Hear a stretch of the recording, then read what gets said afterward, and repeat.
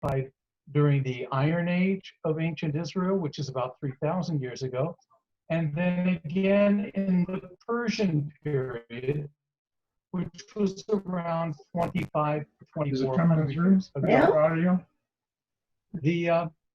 Go The back next thing and you need to do, it the went next real thing, fast. could you please make sure that you mute yourself, please? Thank you. The next thing that you need to do is to apply for a permit. And the Israeli government has a series of major stipulations, and these are all indicated 1 through 8 on the form that you see on the left, which means that you need to have an excavation plan, you need to have a preservation plan, you need to have financial in order to carry out your excavation and preservation. You need to be able to publish as well.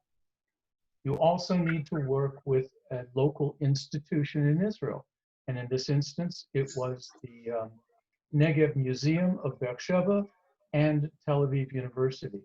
And my colleague was Yehuda Guvrin of the Negev Museum, who is also an adjunct faculty member of the Gilman Institute of Archaeology at Tel Aviv University. And you can see the site there in the red, about 9 kilometers east of biblical ancient Beersheba. We always carry this out as part of an archaeological field school because it's important for volunteers, for students of all ages, to learn every aspect of the digging process.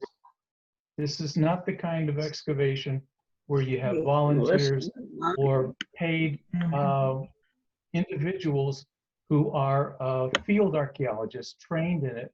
These are students who learn, and you can see that each season of our excavation, and there were 4 of them, we averaged a couple of dozen volunteers of all shapes and sizes. We were able to work closely with a hostel in Beersheba called Beit Yattir that supplied us with all of our housing, supplied us with office space, supplied us with all of our meals. You can see the rooms on the right-hand side picture. And according to the management of Beit Yattir, at the end of every season, they had to excavate each of the rooms that we used to find where the floor was because the students just left everything on the floor. As part of this archaeological field school, we trained you in excavation methods. You would work with our surveyor and architect. You would work with our ceramics expert. You would also work with our photographer. And for a half hour, you may be, well, the Yiddish word is schlepping, buckets and pushing a wheelbarrow. But then the next half hour, you may be working with the architect and measuring walls and recording them on paperwork.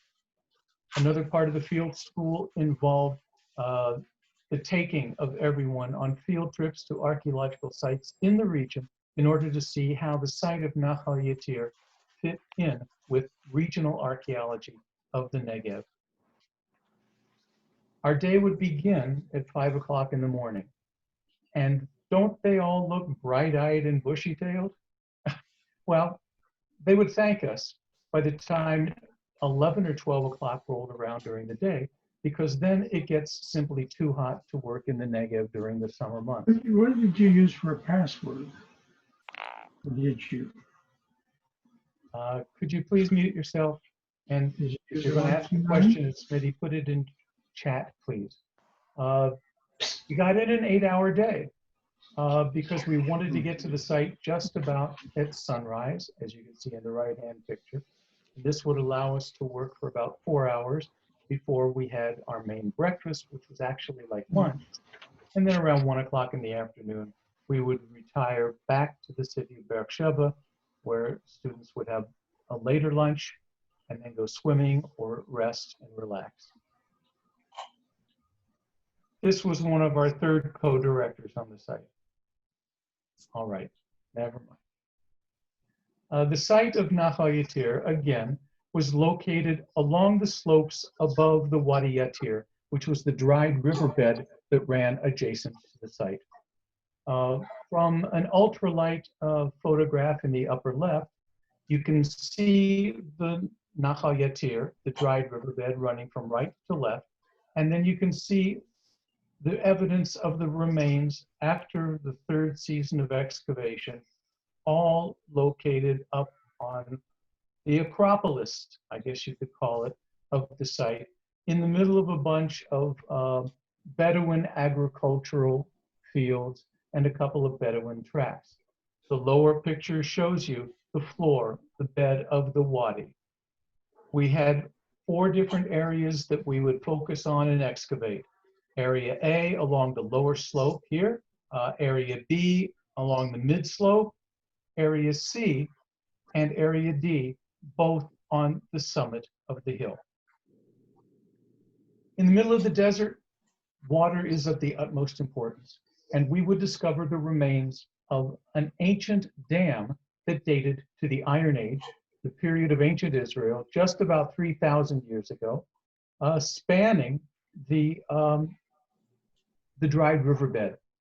Here you can see a portion of it still anchoring on the far side, and you can see that the center part of the dam has been eroded away because of flash floods, water, and a lack of maintenance for close to 25 centuries.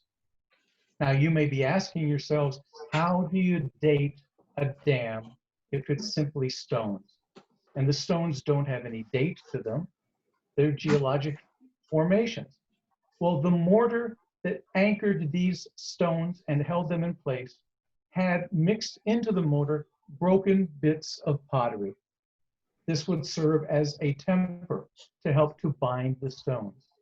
And without a doubt, every single piece of broken potsherd that we would discover found mixed in the dam proper, in the mortar, was all of the Iron Age, 3,000 years ago. So we could safely assume then that the dam was first constructed at that period of time. But there was another source of water. Now, if the dam blockaded the dried riverbed, the water would hang around on the surface in the dried riverbed for 2 or 3 weeks before being absorbed into the ground.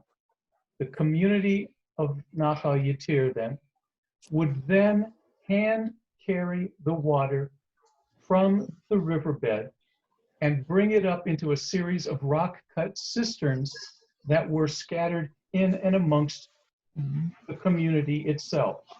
In the upper picture, you can see one of the wellheads of the cistern. You can see the measuring stick in black and white. Each color is 10 centimeters, so that's half of a meter, just about 18 inches on that stick.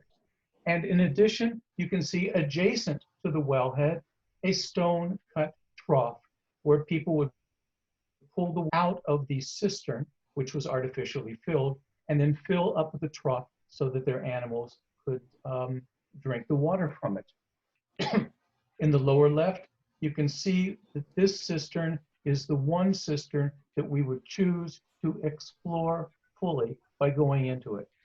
We connected a rope ladder to our Jeep and headed down into it, as you can see here. The wellhead itself measured just about 2 feet square.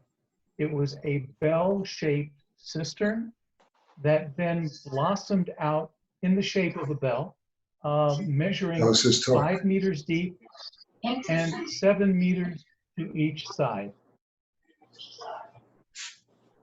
And you can see that even though this was in the summer, June and July of any given year, there was still water in these cisterns that had accumulated from the winter rains. You can see it reflected in the left-hand picture. The right-hand picture shows you what it's like from the inside of this cistern. And here you can see the cistern itself in a different photograph from a different season. And you can see that there is still mud on the bottom. There isn't any standing water. But look how beautifully square cut it was out of bedrock. And on the left-hand picture, if you look carefully, you can see what look to be tiny pieces of ancient pottery. And yeah, that's what it is.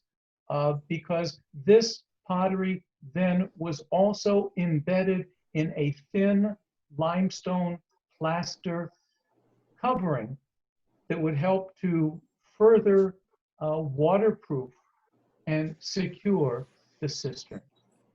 Measuring 5 by 7 by 7 meters in size, that would be 245 cubic meters, or this particular system held 8,600 cubic feet of water. And we would discover that there were a handful of these scattered around the perimeter of the site. The area that we would call Area A was a storage facility. And you can see in the upper photograph on the left, a silo that was still peeking out through the surface. But once we began to excavate it, we discovered that these circular beehive-shaped silos cut into the slope of the hill were badly eroded downslope, eroding into the floor of the wadi, or the dried riverbed themselves. They were about 2 meters in diameter, and we estimate that they were anywhere from 2 to 3 meters in height, in elevation. So here you can see the before and the after. There were 7 of these silos that were discovered along the slope of the mound. On the summit, the Acropolis, you can see that there was almost nothing to be seen in pre-archaeological excavation. But again, because of the ceramics that were discovered on the surface, we were able to ascertain that it appeared that there were going to be 2 distinct archaeological periods, 3,000 years ago and 2,500 years ago.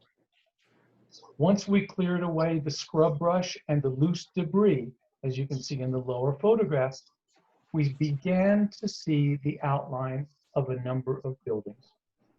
This allowed us to lay out our grid on the site so that we could excavate these buildings as complete archaeological units. We ended up discovering that there were 4 major buildings of the Israelite or Iron Age period that dated to roughly 3,000 years ago. These buildings were all according to one architectural plan, and we call those ancient Israelite or Iron Age 4-unit houses. They all had the same plan and were roughly the same dimension. And I believe that we had a similar architect design all of them. I guess you could call this a planned community, but there was no public pool. So we would lay out our grid, and counter to the way Uzi and Sherry and the crew worked up in Manatee County, we used 5 by 5 meter squares to lay out our grid, because you don't have an idea exactly of where your buildings lay. Here you can see the process of laying out the grid in 5 by 5 meter squares with partitions, sections between each of the squares that we call balks. And then we would begin to excavate each of these squares as independent features. Within 30 centimeters, or roughly a foot from the modern living surface of the Negev, we began to come upon the walls of these buildings, and some of them were stunningly well preserved. This particular building that you see here is one of the better of the buildings preserved for us, and you can see in the plan very clearly what we refer to as this Israelite or Iron Age 4-unit house. There are 3 long rooms and 1 broad room. But of course, any of these buildings could be slightly modified according to the individual owner. In this instance, the central of the 3 long rooms was an open-air courtyard designed to allow light and air into the side rooms. Across the back, you've got the broad room. But here you can see on the left, the 1 long room is subdivided into a series of smaller chambers. This is the process of excavation that we were involved with. This was yet another one, very well preserved, to a height of over 3 feet in terms of preserved walls. This building also had an open air central courtyard with a hard packed beaten earth floor, a couple of garbage pits in the middle, and we also would discover a grindstone in the lower left, a mortar that was sunk into the floor, and then in one of the niches of the central courtyard, a tanur, a clay oven about 3 feet in diameter, where all the cooking would take place. Again, there was no chimney. It was a beehive-shaped tanur or oven, and the smoke just simply rose out the open courtyard into the sky. Notice that there were 2 entries in the wall from the broad room into the central courtyard long room. One of these rooms, as you notice here, was blocked up. So apparently this was a remodeling job. The housewife decided that she wanted the door moved, and so they opened up a new door, plastered over it, and sealed it up, only for us to discover 3,000 years later. In the early 1990s, we were one of the earliest of the excavations to take a computer with us out onto the archaeological site. And through a grant from Zenith Corporation, we were able to take this particular laptop, and this student of mine here that you see created a program that allowed us to enter data directly onto the computer out at the archaeological site. But it was a real pain because the camels kept tripping over the extension cord. All right, that was a bad one. Remind me, I won't use that one again. Now, in the one broad room that was partially divided with a small pantry or chamber, one of our volunteers discovered sunk into the floor a one-handled, what we would call a cooking jug. Again, that's a 1/2 meter stick that you see in the picture right here. Now, this is nice to find a jug that's sunk into the floor, but we had no idea what was waiting for us as we photographed, recorded, measured, and then removed it. When we took it back to our excavation base camp at Beit Yatir, the youth hostel, we began to clean out the dirt and the debris, bag it all up, and send it to the lab for analysis. And wouldn't you know it, just as we're beginning to clear it, we discovered 2 funny-looking green things sticking up out of this juglet. And when we cleared them and then removed them, they turned out to be 2 bronze daggers, just about 15 centimeters in length. Apparently, this cooking jug also served as the storage pantry for the kitchen. And this is where they put their knives when they were finished using them. They were 2 different styles of blades. We like to joke that one of them was for slicing and one of them was for dicing. One of them, as you can see, had a beautifully incised veins of a leaf pattern on both sides of it. But both of them had very narrow handles. Why was that? We believe that there were wooden handles that fitted over these bronze tangs or hafts, and this allowed you to grasp onto the knife blade more easily. But again, wood is biodegradable, and after 3,000 years, the wood no longer is in existence. So here you can see these 2 blades that were recovered from this cooking jug that you see in the drawing on the right-hand side.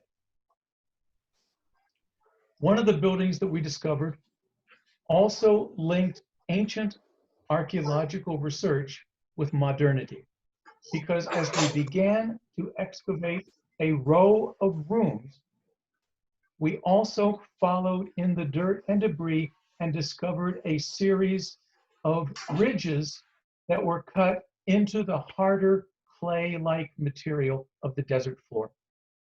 And what this turned out to be were furrows from a Bedouin plow and harrow. At least that's what we believe. These buildings, abandoned for 3,000 years, were in the middle of a Bedouin agricultural field where they were planting winter wheat. So when the Bedouin came around with their tractors and their harrows to plow the area, apparently they began to run into one of these buildings and the stones, and they destroyed half of it, but then they left the rest of the building and became much more cautious. So they never destroyed the other buildings. But this is modern archaeological research.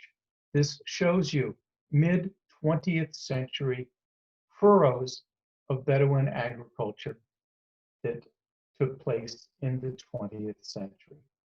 So I think that's pretty cool.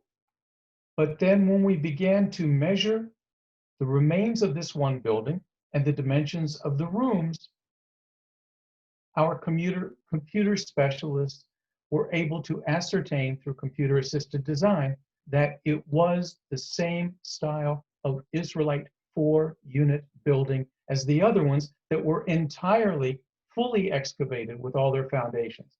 Again, based on the length of the wall that was preserved, and then also on the width of the broad room and the width of one of the chambers of the long room.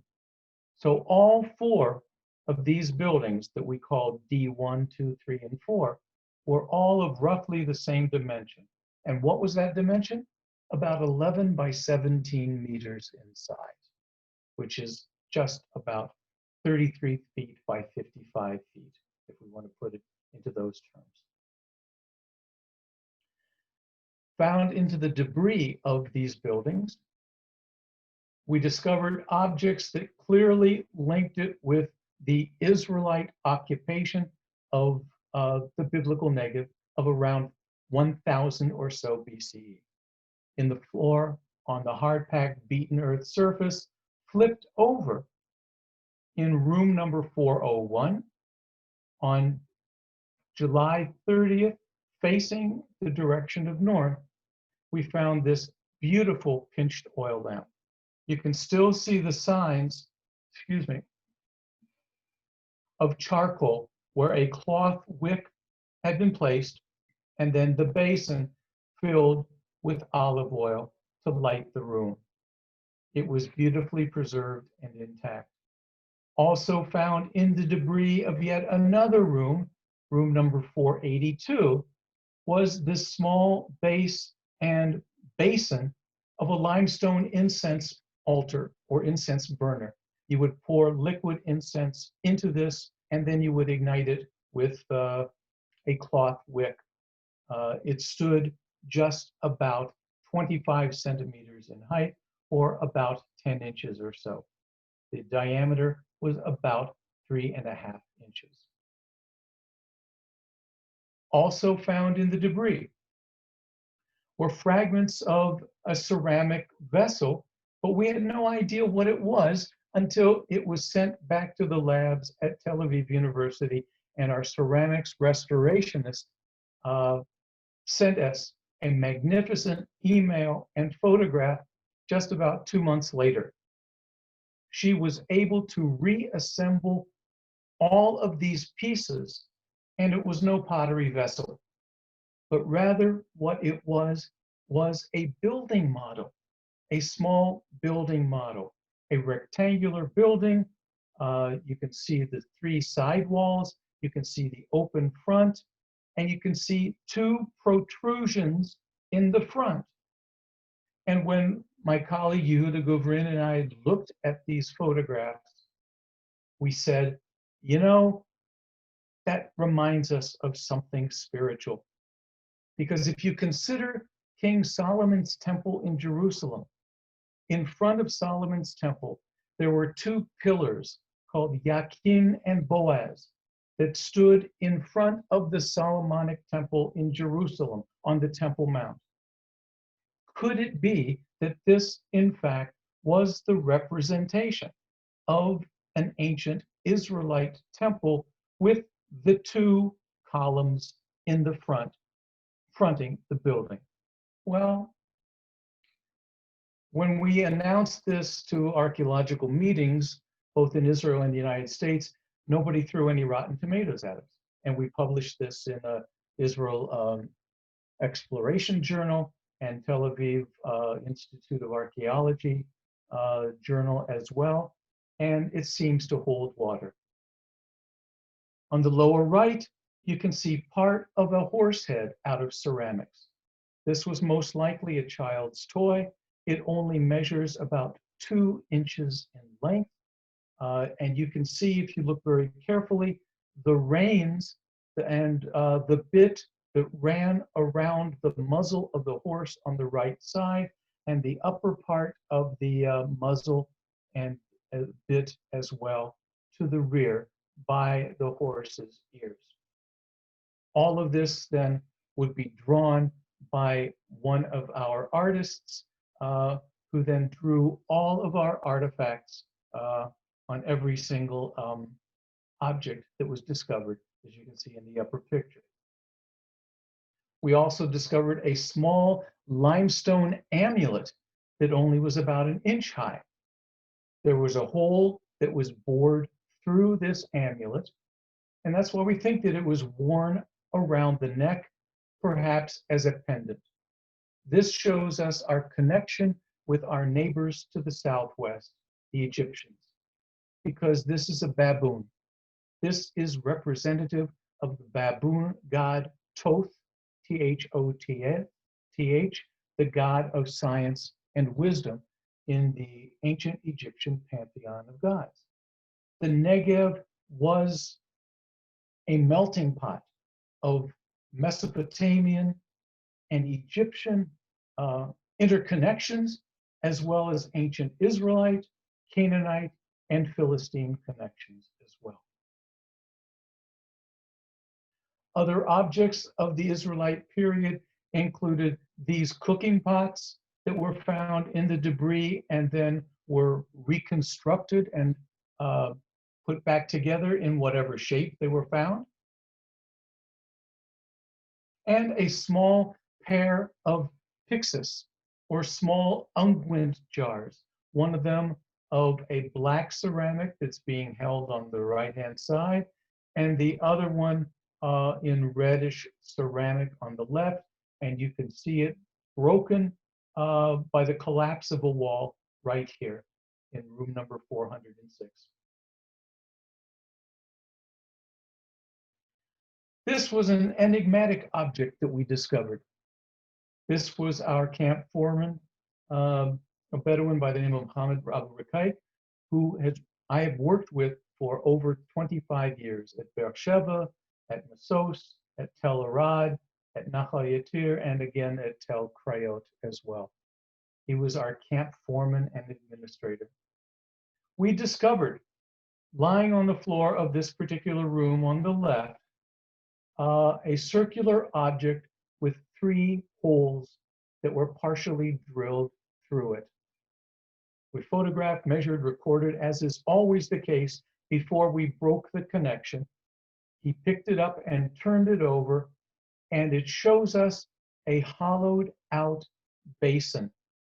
We weren't sure what it was. One of my students said that it must have been Fred Flintstone's bowling ball.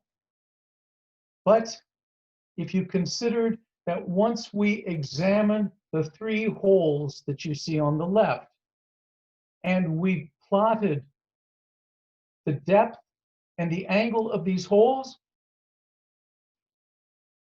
we believe that it was a stone footstool that might have had wooden legs on it, because the holes were drilled at a slight angle, splaying out and thus allowing for greater stability.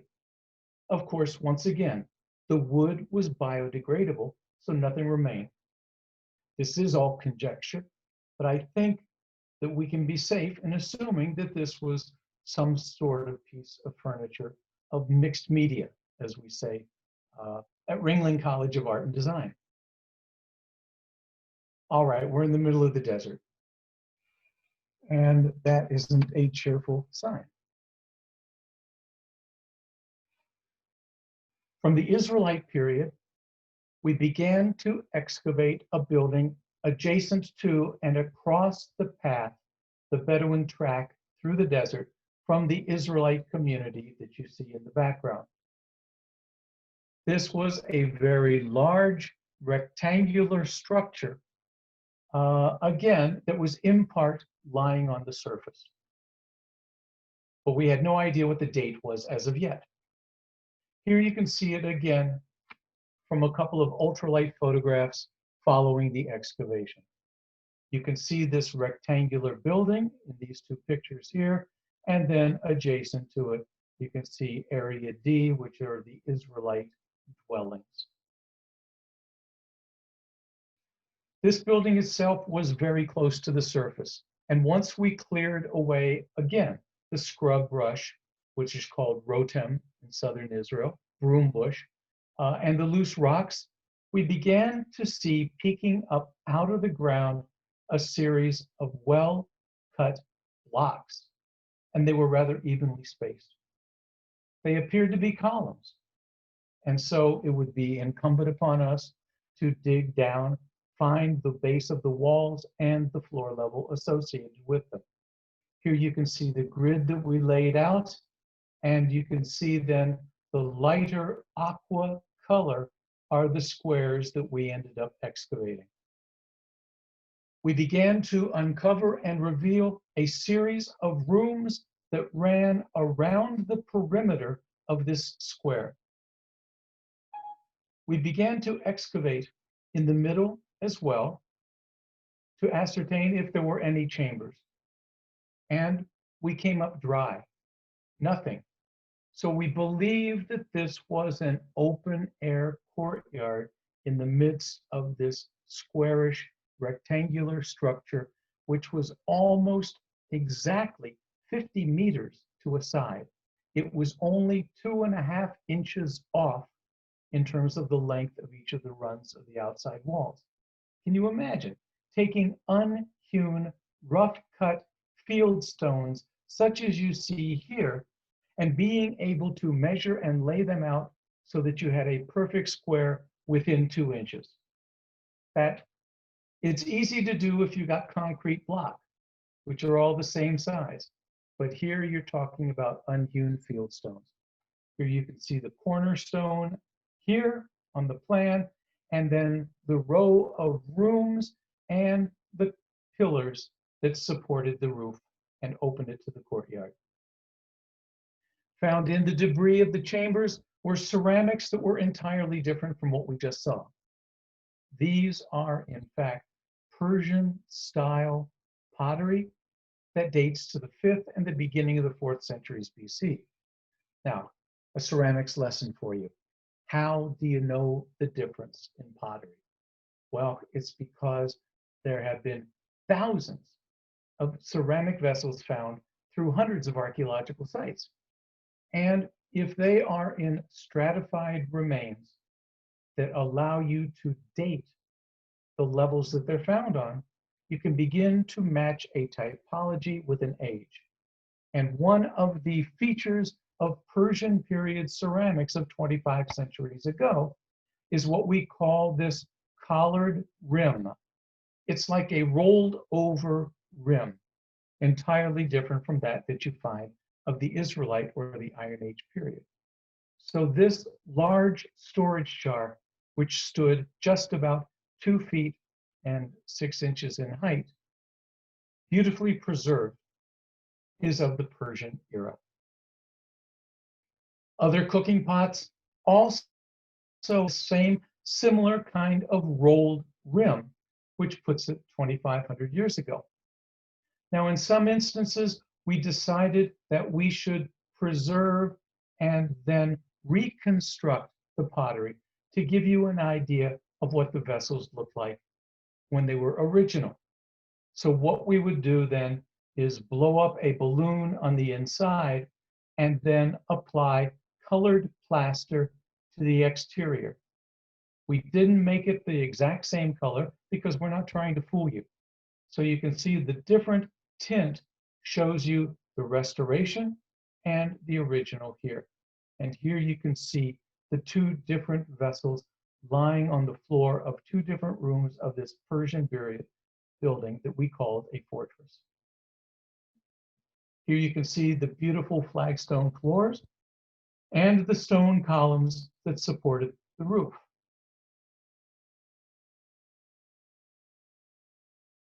Here you can see then the corner on the other side of the building as we began to clear the other chambers around the perimeter. Again, note that one full square and 2.5 half squares that we excavated revealed only a garbage pit and no architecture whatsoever in the center or in the courtyard. In the far corner of the building was a beautiful garbage pit. Well, if you can call garbage pits beautiful. To an archaeologist, they're beautiful, right, Uzi? This garbage pit is unique because it appears that it would be used a multiple period of time, multiple period of uses, and in between the laying down of garbage, there was a burn layer, as if they would burn the garbage and seal it. Then there would be another layer of garbage on top of that, and they would burn that as well, until finally, if you look closely here, you can see the ash layer of grayish material underneath this covering stone layer. So when they reached the top of the courtyard, they lay down a series of cover stones to flatten it out and to level it, rendering this particular garbage pit not usable any longer. But it was also located in such a way on the southwestern side of the site that it was downwind, southeastern side of the site, that it was downwind. So any fresh garbage, the aroma was then forced away from the building. After we cleared it entirely, we would sift the remains of the ash and the debris, and we came up with beautiful carbonized grains and seeds. We found an olive pit, and we found carbonized grains of wheat as well, showing you what the debris was and giving us an indication, perhaps, of what part of the diet was of the inhabitants during the Persian period, 25 centuries ago. Here are more of the ceramic objects that would be discovered, including a Persian-style oil lamp, which no longer is folded, but is molded. It is a molded and fully enclosed oil lamp. You can see that in the broken spout is where you would find the wick, and then this would be the fill hole where the oil was poured. It was not an open basin kind of lamp, such as we saw before. We also found something really unusual, again, that harkens back to a relationship with ancient Egypt. This is half of an alabaster unguent jar and lid or top, stopper. Alabaster is a gypsum-like stone that's only found in Upper Egypt between Luxor and Aswan. We're talking about over 350 miles further to the west-southwest. So again, it shows you an intercourse of trade. Alabaster is a translucent stone, and if you were holding up a light on the inside of this vessel, it would glow, and you could see the beautiful striations of this stone.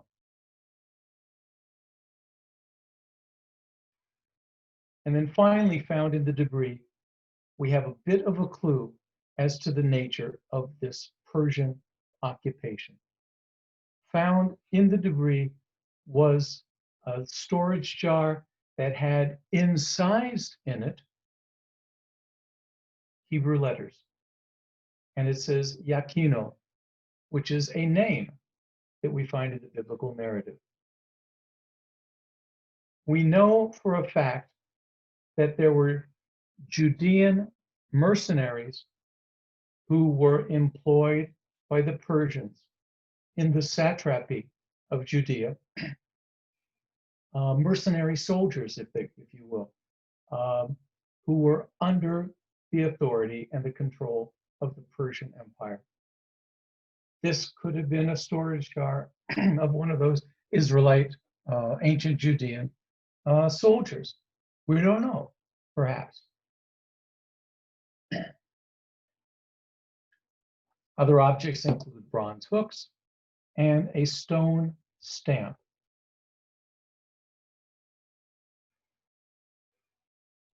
Now we come to the intriguing part. At least I think it's intriguing. I hope you do too. The occupation of our site of Nahal Yattir, which we didn't know an ancient name for. This is a modern name, a 20th century name, was only during the Israelite and the Persian periods. That's it. No occupation. 2,900, 2,800, 2,700 years ago, none at all. It wouldn't be reoccupied until the Persian fortress would be built in the end of the 6th and 5th centuries BCE. This led us to go back to the biblical narrative, the Hebrew Bible. Now, the Hebrew Bible is one of the greatest histories and geographies that the world's ever known.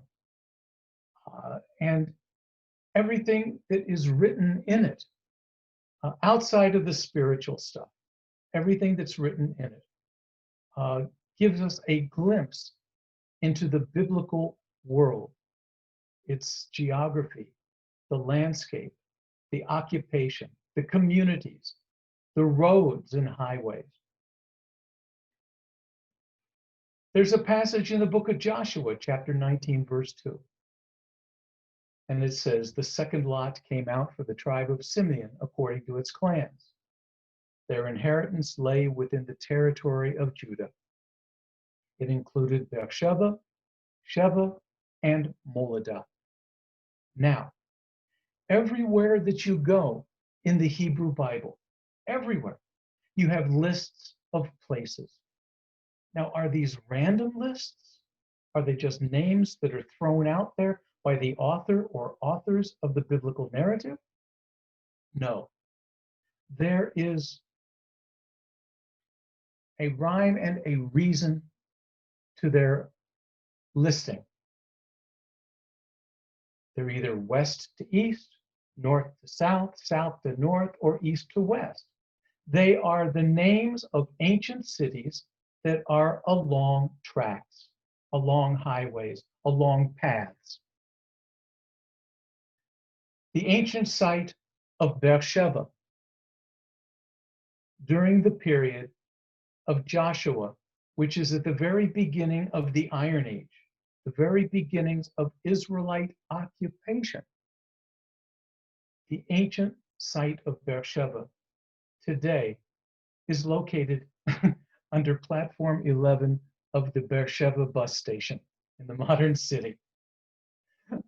In the late 1950s, when they were building the bus station, they found remains. They photographed them, recorded them, and did a salvage excavation, and then concreted over it.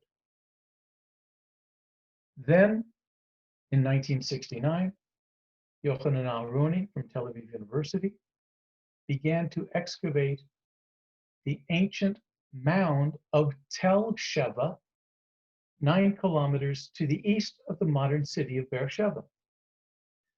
This is the site that I was fortunate enough to be a part of for over 7 years. Then you go 3 more kilometers to the east in the heart of the desert, and you come to our site of Nahal Yattir, again with no name. But if we look at this passage in Joshua, and as we look at the map, you have Beersheba, bingo. You have Sheva, Tel Sheva, Sheva. And then the next archaeological site with Israelite occupation, Nahal Yattir, most likely would be the identification of a small satellite village known as Moladah. I think it makes perfect sense. I think it's way cool, as we say in archaeology. Then we come to the book of Chronicles. 1 Chronicles 4:28. And it talks about Beersheba, Moladah, and Chatzar Shual. Beersheba is Beersheba. Tel Sheva had no major occupation. Again, Nahal Yattir could be Moladah. And according to Itzhak Ben Aryeh of Tel Aviv University, Tel Asdar was Chatzar HaShual. And as a result, once again, based on the archaeological record of the Persian period, you have got this list of cities. And again, right smack in the middle is the site of Moladah. Now,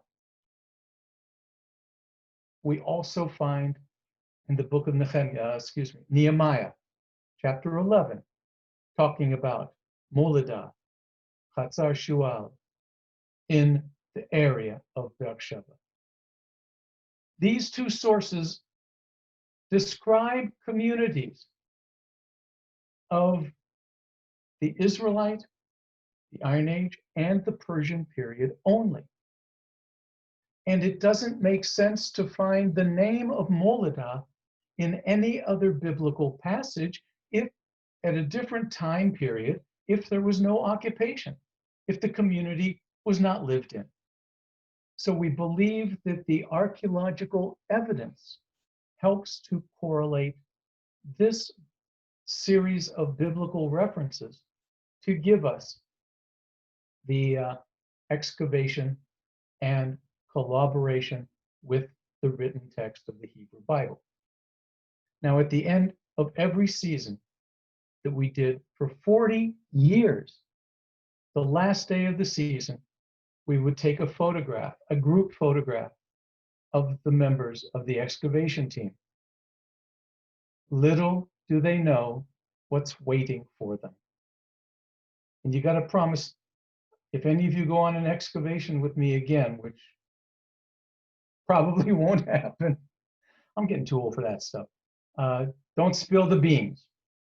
So here's the first picture. And you see the people in the back row. They've been with me for years. And then you see what's coming down until finally they had no clue. This was a 40-year tradition. And it meant that they didn't need to take a shower later on that day. We did it at Beersheba, we did it at Arad, we did it at Tel Michal, Tel Jerisha, and again at Nahal Yattir and Tel Krayot.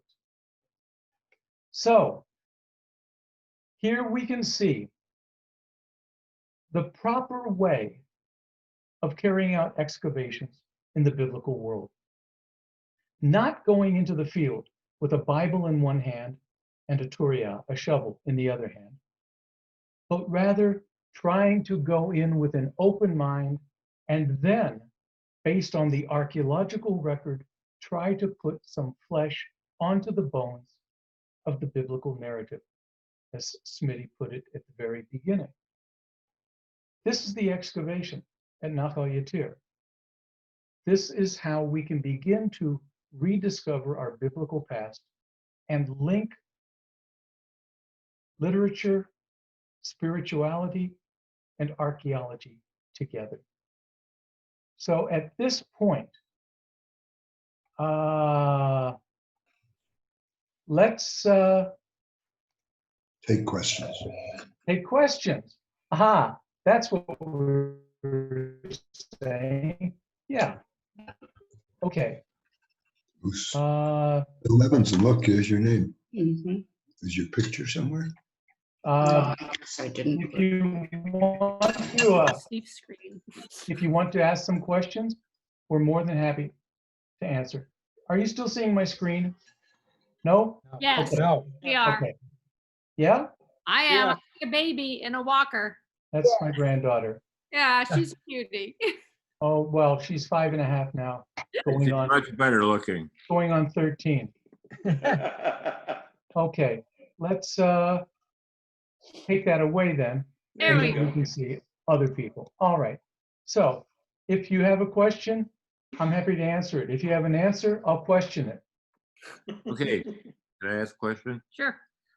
When you had that pot with the scraping knife and cutting knife, wouldn't residue in the dirt in the pot that could have been analyzed where the wood might have come from? We would have thought so, but in the debris of the cooking jug, the cooking pot, a cooking pot usually has two handles. What we call a cooking jug usually has one handle only.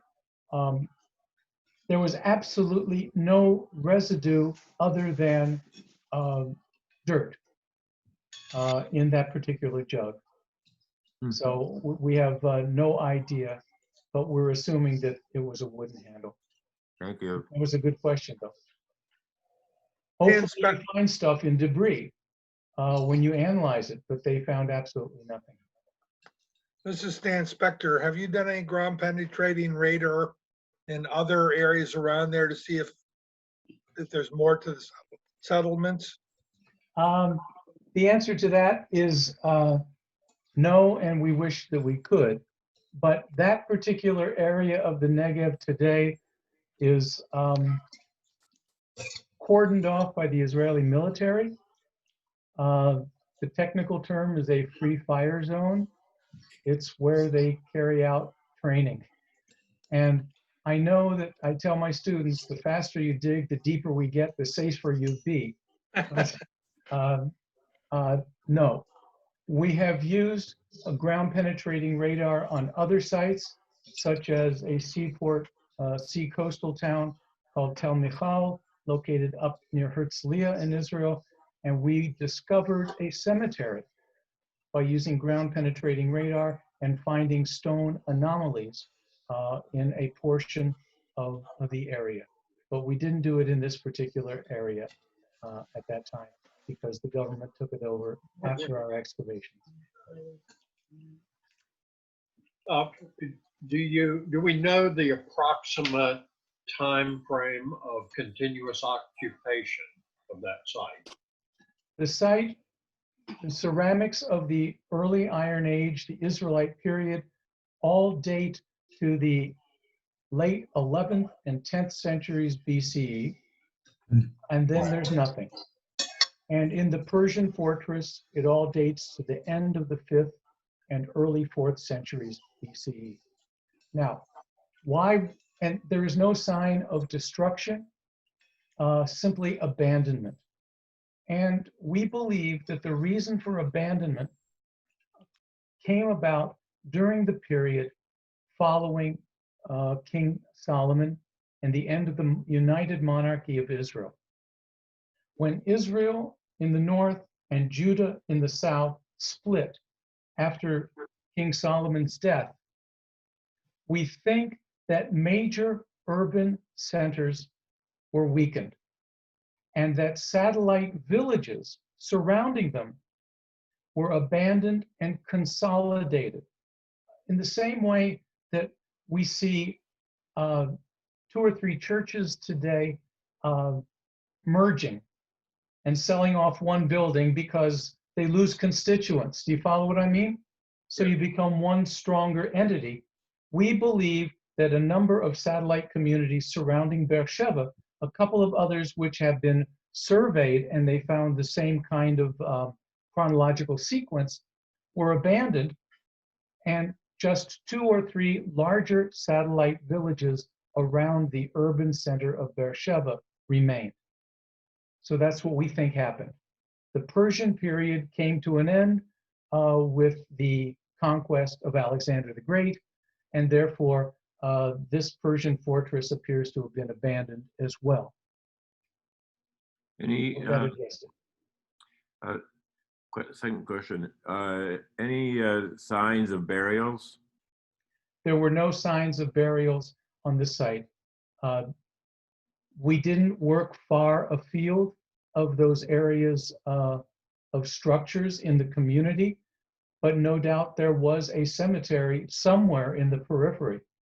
But again, because of Israelite and then again modern Jewish faith, although burials are sacred ground, they are also unclean ground. So you don't find cemeteries within your city limits. Huh. So we would have had to have gone farther afield to find a cemetery. I'm just amazed at what you presented. Well, thank you. Wait till you see what Sherry and Uzi present. You'll be amazed at that too. Yes, Caroline. What did you do with the artifacts that you dug up? What did we do with the artifacts? Well, if you go on eBay, no, that's Egypt Bay. Egypt. They all belong to the Antiquities Authority in the State of Israel. Okay. However, you saw the oil lamps, for example. There have been 10,000 of those oil lamps excavated up and down the length and breadth of the country. They don't do anyone any good sitting in a storeroom, in a shoebox, beneath the Israel Museum, gathering dust. So there are a number of colleagues around the world where we have teaching collections. They're on loan. I have the whole range of oil lamps that I use. And when we all get back together and we're all doing unzoomed materials, and if some of you may recall, at last year's lecture that I gave, I brought in some toys. We would have had these toys available. An oil lamp. I do have a replica because one of my students was an artist and a sculptor and made ceramic casts. Actually, hold on a second.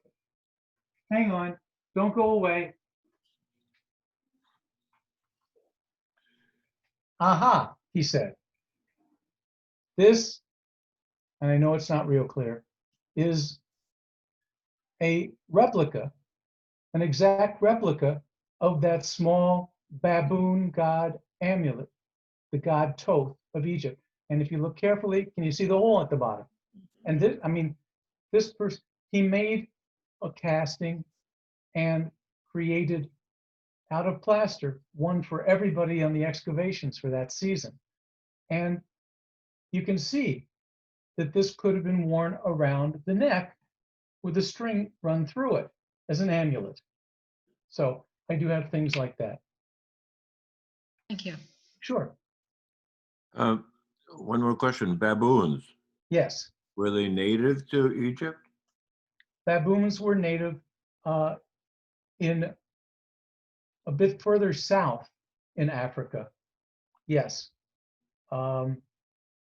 Ancient Egypt only extended as far south to the First Cataract, which is at Aswan. Modern Egypt goes an additional 350 kilometers down to the Wadi Halfa and the border with the Sudan.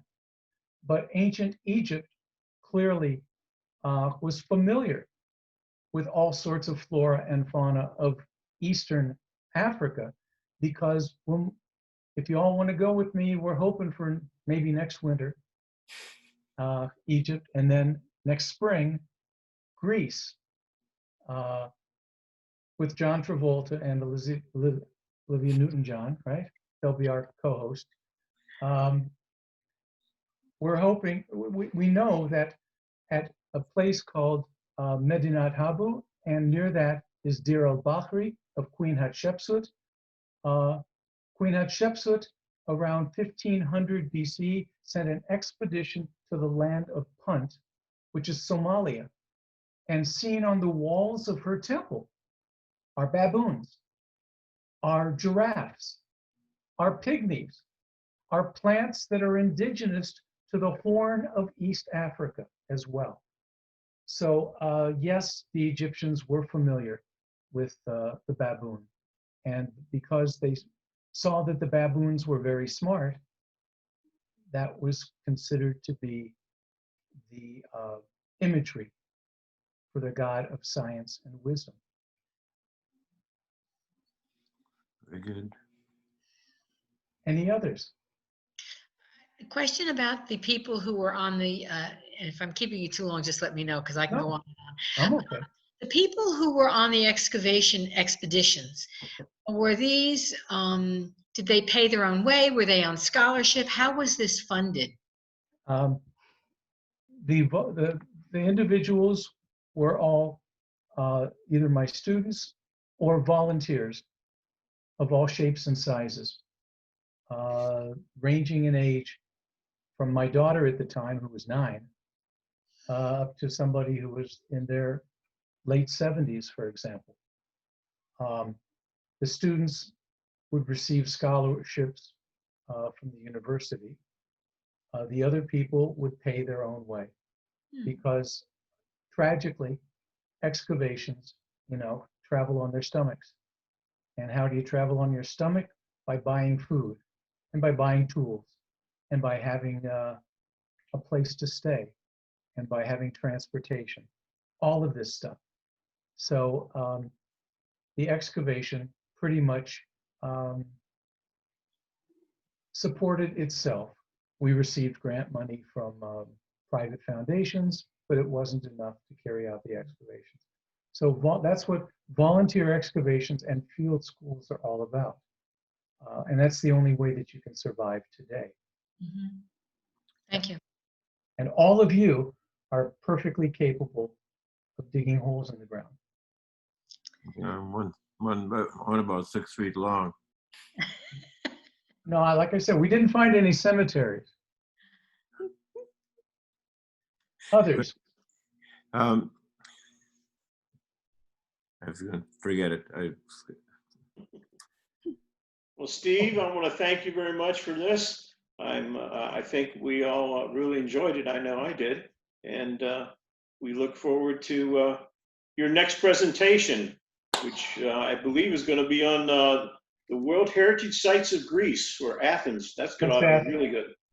Yeah. So That'll be as a teaser, hopefully, for the trip coming up in late spring. yeah. Well, thank you, everybody. Appreciate it. Thank you. Thank you. It was a lot of Nice fun. job putting it on. Good job. Thank you. Good Thank job. you. Good seeing you all. Thanks for organizing this. It's terrific. Bye-bye. Bye, everybody. Bye-bye. Went very well. I'm sorry. I can't stop.